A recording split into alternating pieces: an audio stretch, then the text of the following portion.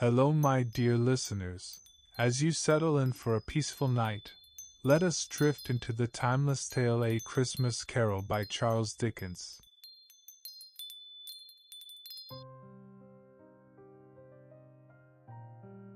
Snow drifted lazily through the cold London air, settling on rooftops that glowed faintly beneath the dim lamps of Christmas Eve. The city was alive with warmth, children laughing, church bells ringing, windows glowing gold. But inside one narrow, shadowed office, sat a man who felt none of it. His name was Ebenezer Scrooge, a figure as cold as the frost climbing across his windowpane. Thin lips, sharp eyes, fingers stained by years of counting coins, he believed in numbers, not in people. And certainly not in Christmas. His clerk, Bob Cratchit, shivered at his desk, working quietly with numb fingers. A single coal burned in the office stove. Scrooge believed warmth was a luxury. Outside, carolers sang cheerfully, but Scrooge snapped at them. Bah! Humbug! To him, Christmas was a foolish waste of time and money. That night, Scrooge returned to his dark, lonely home, a place as grim as his own heart. As he reached for the door knocker, something impossible happened. The metal seemed to shift. It stretched, transformed, and for a brief, horrifying moment, the face of Jacob Marley, Scrooge's long-dead business partner, stared back at him. Scrooge blinked. The face vanished. He blamed it on indigestion and stepped inside. But at midnight the truth arrived. Chains rattled through the silence. The temperature dropped. A ghostly figure pushed through the locked door, pale, transparent, burdened by long chains made of cash boxes, account books, and ledgers. Ebenezer Scrooge, Marley's hollow voice echoed.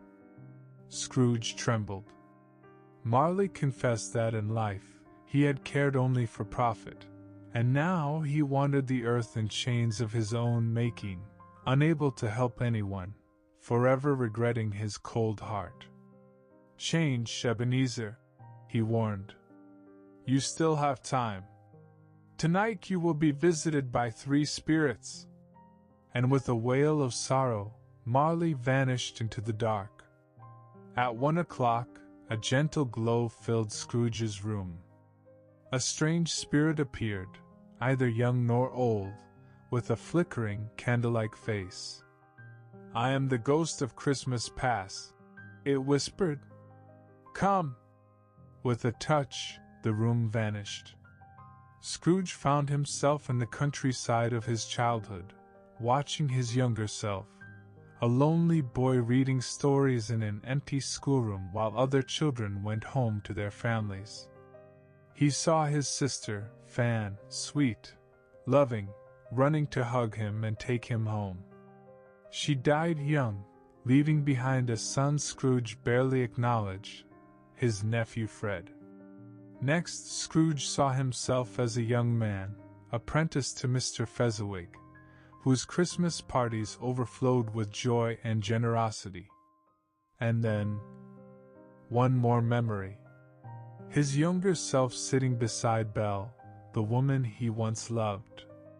Her eyes were filled with sadness. You love gold more than you love me, she said, and she walked away from him forever. Scrooge's heart ached. Spirit, take me away. The ghost nodded, and darkness swept over him. At 2 o'clock, the room burst into warmth and light. A huge, cheerful spirit dressed in green, crowned with holly, laughed loudly.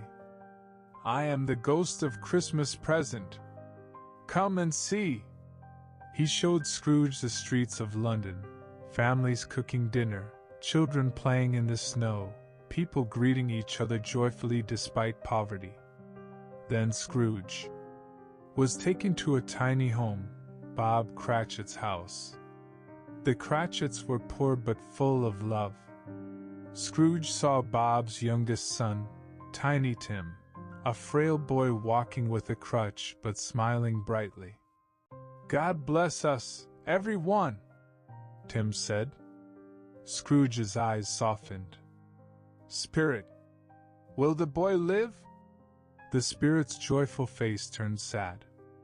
"If nothing changes, the child's life will end too soon," it said quietly. Scrooge clenched his fists in pain. Next, the spirit showed Scrooge how his nephew Fred laughed kindly when someone mentioned Scrooge's cold behavior. "He may be disagreeable," Fred said, "but he's family. I will always invite him." Scrooge felt a tremor inside him, a warmth he had denied for too long. The spirit becomes thin and gray because his time is running out. The ghost of today only lives for a day. "I will not live long," he whispered. "There is no time left for indifference." And he vanished. At 3 o'clock, a shadow filled the room. A tall figure, draped in black, silent as the grave. Its hand pointed outward. Scrooge followed it, trembling. They saw businessmen talking coldly about someone's death. "No one will attend the funeral," one said. "Too stingy, too unloved." The spirit pointed again, to a dark room where a body lay alone, covered with a sheet. Thieves had stolen the man's belongings. Scrooge shook. "Spirit, who was that man?" The spirit did not speak. They went again to the Cratchit home. It was silent. Tiny Tim's chair was empty. Bob cried quietly. "Spirit," Scrooge pleaded, "tell me this can change." Finally, they stopped in a cemetery. The spirit pointed to a gravestone. Scrooge approached slowly, knelt, and read, "Ebenezer Scrooge." He collapsed. "No! Spirit, I am not the man I was. I will honor Christmas with all my heart. Please, give me one more chance." The spirit's shadow faded, and Scrooge awoke in his own bed. It was Christmas morning. For the first time in decades, the sunlight felt warm. Scrooge laughed, a laugh rusty from years of disuse. He donated money to the poor. He bought a huge turkey and sent it to the Cratchits anonymously. He visited his nephew Fred and shared Christmas dinner with him. The next morning, Bob Cratchit arrived at work late, terrified. But instead of anger, Scrooge smiled. "Bob, I am going to raise your salary and help your family." Tiny Tim did not die. Scrooge became like a second father to him.